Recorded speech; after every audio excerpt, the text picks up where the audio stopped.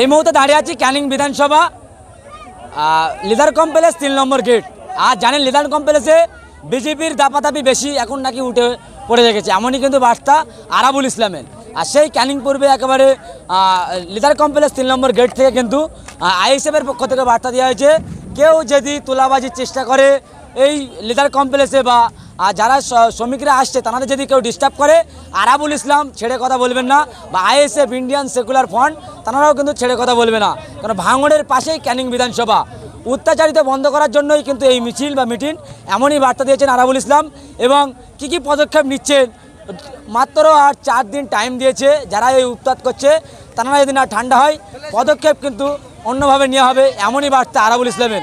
কি জানাচ্ছেন আরাবুল ইসলাম এবং এই এলাকার আইএসএফের কর্মী সমর্থকরা? আপনারা জানেন লেদার কমপ্লেক্সে বিগত দিনে তৃণমূলের কিছু হারমাত ছিল, তারা তাদের গায়ের জোরে কোম্পানিকে ভয় দেখিয়ে লক্ষ লক্ষ টাকা নয় কোটি কোটি টাকা আত্মসাৎ করেছেন। আপনারা জানেন ক্যানিং পূর্বের যিনি বিধায়ক ছিলেন, এবারে নির্বাচনে আমাদের কাছে খবর আছে প্রায় 20 কোটি টাকা চাঁদা তুলেছেন। আজকে শ্রমিক যারা তাদের টাকা কেটে কোম্পানিরা কিছু নেতাদের পকেট ভরাচ্ছে। আজকে আমরা কোম্পানিদের পরিষ্কার বলে দিতে চাই, যারা খেটে খাওয়া মেহনতি মানুষ, যারা অত্যন্ত পরিশ্রম করে যারা এই কাজটুকু করছে, তাদের ন্যায্য পাওনা গণ্ডা দিতে হবে।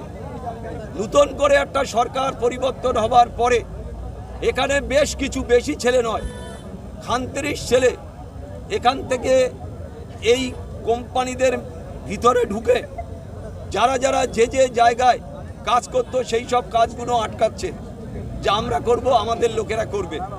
আমরা তাদের উদ্দেশ্য করে বলি যে ভাই তোমরা অনেক করেছো, তোমরা এখানে অনেক লড়াই করেছো, অনেক কিছু করেছো, এখানে যারা কাজ করছে তারা কাজ করবে।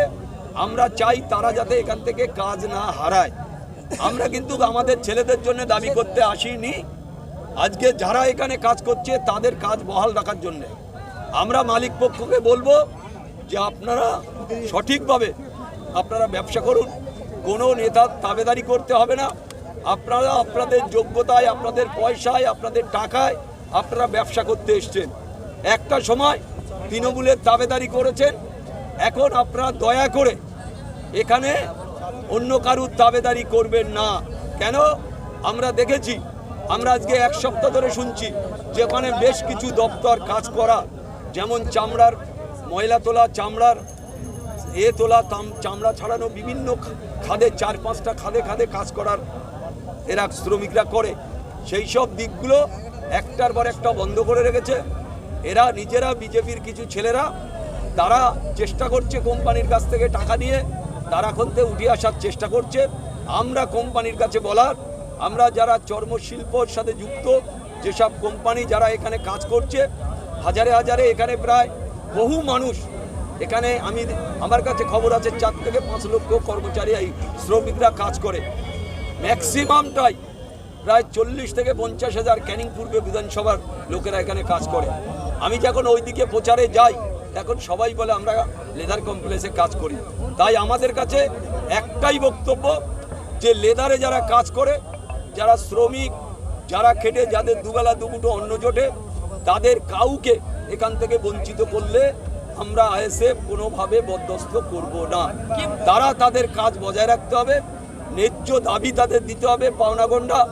আমাদের শ্রমিকরা যাতে ন্যায্য দাবি পায় তার দাবি নিয়ে আজকে আমরা মিটিংটা করেছি।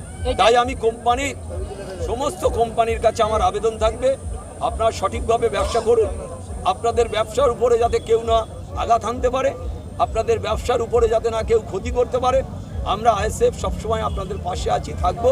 কিন্তু আপনাদের একটাই শর্ত, শ্রমিক যারা যেভাবে কাজ করত তাদের কোনো রকমভাবে হটালে হবে না, তাদের কাজ পরিপূর্ণভাবে দিতে হবে।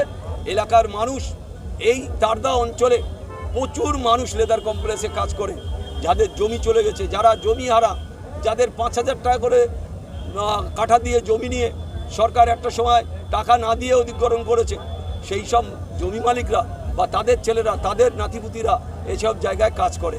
তাই আমি মনে করি তাদের কাজ দিতে হবে। ন্যায্য পাওনাগণটা দিতে হবে। আগামী দিনে তাদের কাছ থেকে কোনোভাবে সরানো যাবে না। তারা যে যে দপ্তরে কাজ করে সেই সেই দপ্তরে আপনাদের কাজ দিতে হবে। এইটুকু বলার জন্যে আমরা এখানে এসেছি। আমি 4 দিন দেখব, যদি লেদার কমপ্লেক্সের ভিতরে কেউ কোনো রকমভাবে অশান্তি করে কোনো কাউকে না ঢুকতে দিয়ে তারা তাদের মতো কুক্ষিগত করে তারা মনে করে আমাদের ছেলেদের কাজে ঢুকিয়ে আমরা লেদার কমপ্লেক্সটা বন্ধ করে দেবো, সেটাও যেমন আমরা হতে দেবো না। গায়ের জোর দেখালে হবে না। আমরা 4 দিন দেখব সমস্ত জায়গায় কর্মচারীরা কাজ পাচ্ছে কি পাচ্ছে না, তার পরবর্তীতে কি কর্মসূচি নেব সেটা আমরা আপনাদের পরবর্তীতে জানাবো। তবে একটা কথা আপনাদের বলে দিই, কর্মসূচি তারপরে যে কর্মসূচিটা হবে অত্যন্ত কড়া কর্মসূচি হবে, সেটা কিন্তু সবাই তখন বুঝতে পারবে। টিএমসির আমলে যেভাবে তোলাবাজি করা হতো লেদার কমপ্লেক্সে, আবার শাসক দল আসলো বিজেপি, কি বার্তা দেবেন? এনাদেরকে কি সতর্ক বার্তা দিতে চাইছেন? না, আমি বিজেপি বলো আর অন্য দল বলো, আমি বলেছি এখানে যে দলই হোক তাদের নিয়ম নীতি আদর্শ মেনে কাজ করতে হবে। আমি জিতেছি বলে আমি সারা বাংলা কিনে নিয়েছি, এটা বড় কথা নয়। আমি জিতেছি বলে এখানে কোনো লোক থাকবে না, এটা বড় কথা নয়।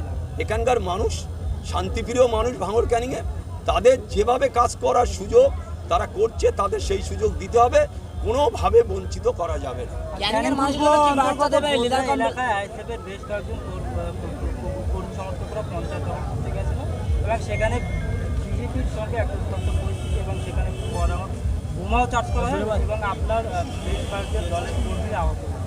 কি বলবেন বিষয়টা? এই ব্যাপারটা আমরা মিটিংয়ে ছিলাম, এই ব্যাপারটা আমি এখন বলতে পারবো না, আমার কাছে সঠিক কোনো খবর নেই। অনেক ফোন এসেছে, মিটিং চলছিল, আমি কথা বলতে পারিনি। আমি নিশ্চয়ই সেরকম কোনো কিছু থাকলে আমি আপনাদের জানাবো। ক্যানিং ব্রিজে 3 জন মুসলিম যুবক ঘুরতে গিয়েছিল, তাদেরকে বজরং দলের সদস্যরা এমন মার মেরেছে তারা উঠতে পারছে না, কি বলবেন? সেটা তো ঈদের সময়। হ্যাঁ, শুনুন, এরকম ঘটনা বহু ঘটছে বিভিন্ন জেলায় বিভিন্ন জায়গায়। আস্তে আস্তে স্বাভাবিক হবে। তারা নতুন জিতে মনে করছে যে আমরা আর এখানে একটা কারু রাখবো না, এরকম একটা মনোভাব রয়েছে, সেটা আস্তে আস্তে ঠিক হয়ে যাবে। এই যে বললো লক্ষ্মীর ভান্ডারের পরে অন্নপূর্ণা ভান্ডার দেবে, কিন্তু 12 পাতার ফর্ম ধরিয়েছে, মানুষ পেরেশান হয়ে যাচ্ছে, ফর্ম বুঝতেই পারছে না ফিল আপ করবে কী করে। একটা কথা হচ্ছে, যারা বলেছে অন্নপূর্ণ দেবে তারা ঠিক করবে। আমি যেমন পঞ্চায়েত সমিতিতে আমি আর বিডিও সাহেব কালে আলোচনা করছিলাম, খুব বেশি অসুবিধা হবে না। লক্ষ্মীর ভান্ডারের মতনই দুটো একটা লাইন ঠিক থাকলে হয়ে যাবে। আমরা কাল নিয়ে আলোচনা করেছি, আজকে আমাদের জেলাতেও মিটিং ছিল, জেলা পরিষদে সব বিষয়ে আলোচনা হচ্ছে। সরকার আগে তার ভূমিকা কি, অন্নপূর্ণতে কত লোক পাবে, কোন কোন ক্যাটাগরিতে পাবে, তারা একটা 16টা না 12টা দিয়েছে, সেটা আমরা দেখে নিচ্ছি। নিশ্চয়ই যাতে মানুষ পায় আমরা সে চেষ্টা করি।